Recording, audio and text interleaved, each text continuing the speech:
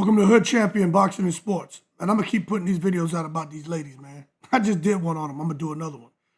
Alycia Baumgardner and Caroline Dubois. Yo, that fight's going to happen. That fight's going to happen. Probably sooner than later. Jake Paul was just not talking about, send the contract.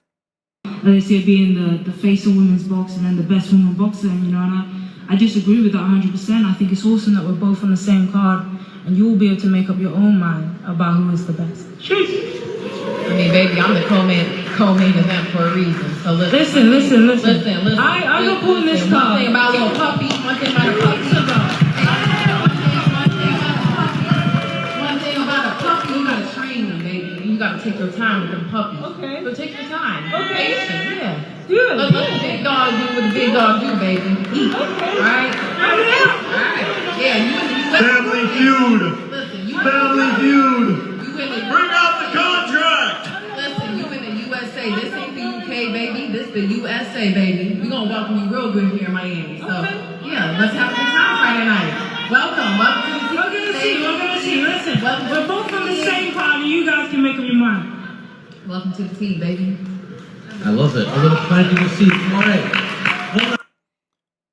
So what do y'all think? Alycia Baumgardner referred to her as a puppy. I don't know about all that. You know what I'm saying? To refer to Caroline Dubois as a puppy. We gonna find out what's really going on, because I'll tell you this, Caroline Dubois, she is no puppy.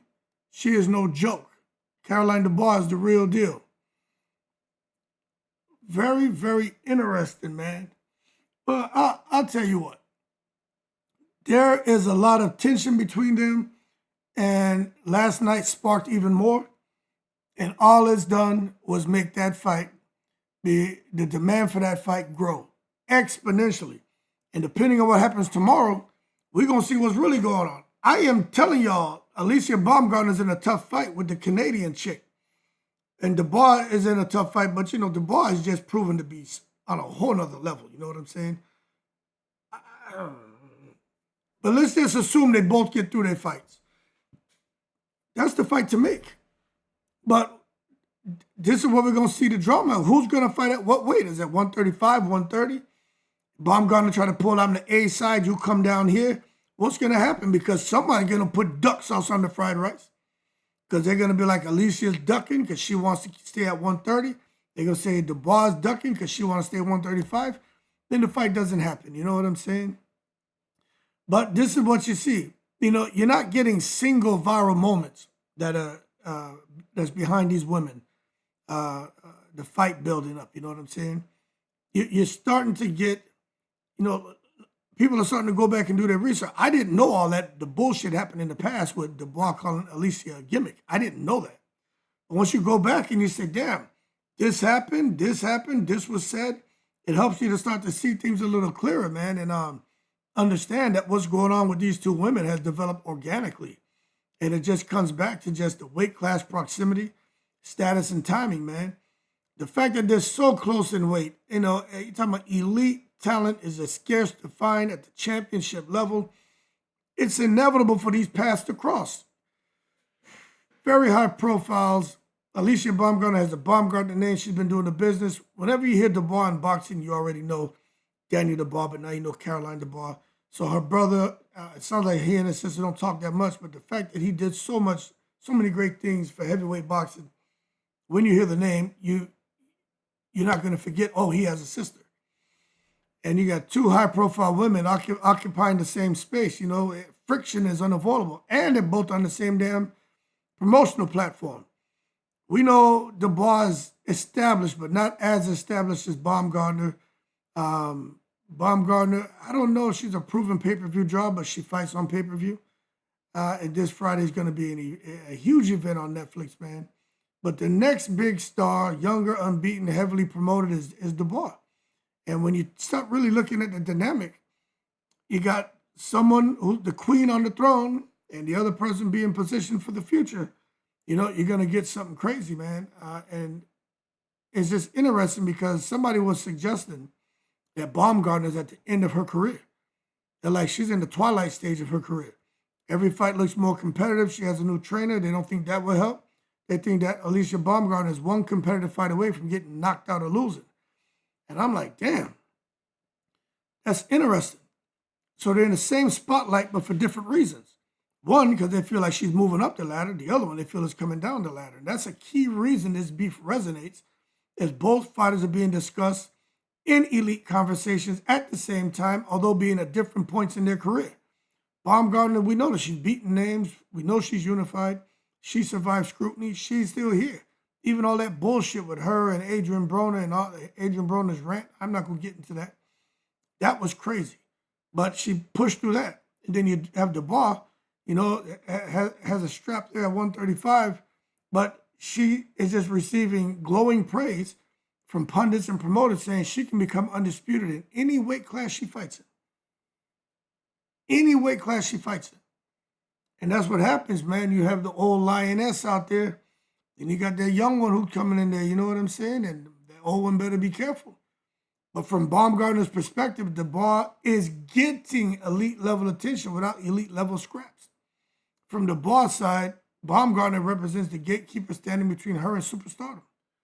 That contrast fuels subtle jabs, dismissive comments, and competitive tension, even without a formal call-out.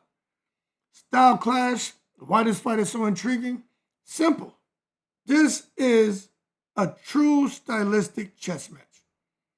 One guy is a sweet, classic boxer, puncher, IQ, everything. That's Dubois. And the other one's Baumgardner, man, more for the mash-up, crash-up, and explosive. I mean, really, you look at Dubois, technically sharp, compact, fundamentally sound. You just don't find that in women's boxing. Not the way she is. You got the Katie Taylor's is another one who's just super, super sharp, man. Excellent punch placement, timing, calm, discipline. She doesn't waste movement, doesn't waste punches. Caroline Dubois is a complete fighter. Alycia Baumgardner, man, she wasn't raised in the amateur system like Dubois.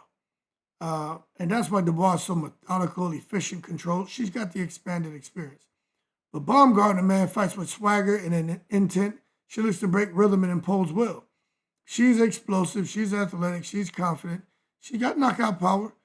She seems to thrive in the chaos, and she likes to be in the mashup, crash-up. The momentum can swing, but mentally, she's strong under pressure. And you would think if they were to fight that, no matter what's happening in that fight, Baumgardner would be able to stay calm, even if she's behind in the fight, would be looking for that moment to up it and explode and change and regain the momentum. But the beef is feeling personal, man. After last night, I'm like, oh, this shit's personal. And it may go beyond boxing. Sometimes the women, the cat fighting bullshit. But I just think beyond boxing, personality differences amplify the rivalry, man. Dubois is reserved, she's focused, lets her work speak. Baumgardner's outspoken, confident, comfortable selling fights. And you know what? In modern boxing, loud personalities often dominate narratives like Clarissa Shields and Hannah Gabriel's, and Clarissa Shields to Shadaysha Green, and even Clarissa Shields to Franchon. Clarissa has a big, loud mouth and loud personality. People tend to pay attention more to her. And I just think that can frustrate fighters who believe skill should speak louder than branding, than just somebody out there, squawking all the time and barking and making a bunch of goddamn noise and quacking all over the goddamn place. And this is why Dubois, her subtle edge towards Baumgardner, to me, is something that is quite obvious. Because she just moves differently. She's all about her work, not her mouth. And at the time, Baumgardner may view Dubois as someone being fast-tracked into her lane. But, if they got to be fast-tracked, it's because they got the goods.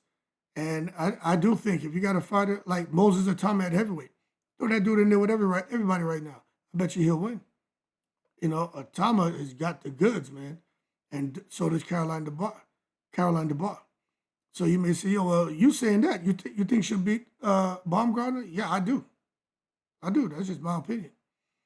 But you say who wins and why? I think if the fight happens right now, look, experience matters. Baumgardner,